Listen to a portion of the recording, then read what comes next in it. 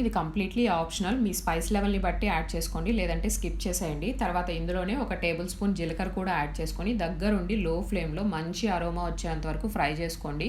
జీలకర్ర గాన మాడిందా, ఇది మాడిపోయిన జీలకర్ర రైస్ అవుతుంది. ఫ్లేవర్ మొత్తం కంప్లీట్ రెసిపీ డ్యామేజ్ అయిపోతుంది.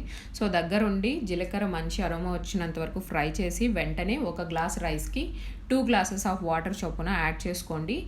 మీ రుచికి తగినంత సాల్ట్ కూడా యాడ్ చేసుకొని వాటర్ వన్స్ బాయిల్ అయిన తర్వాత 5 మినిట్స్ నానబెట్టుకున్నటువంటి రైస్ని యాడ్ చేసి ఇందులోనే కొద్దిగా కొత్తిమీర, కొద్దిగా పుదీనా కూడా యాడ్ చేసి కుక్కర్ క్లోజ్ చేసి 2 విజిల్స్ పెట్టండి. 2 విజిల్స్ రాగానే ఫ్లేమ్ ఆఫ్ చేసుకొని విజిల్స్ కంప్లీట్గా చల్లారిన తర్వాత ఓపెన్ చేసి ఒకసారి సైడ్ నుంచి మిక్స్ చేసి మళ్ళీ కుక్కర్ మూత క్లోజ్ చేసేసి 5 మినిట్స్ అలానే రెస్ట్ ఇచ్చేయండి.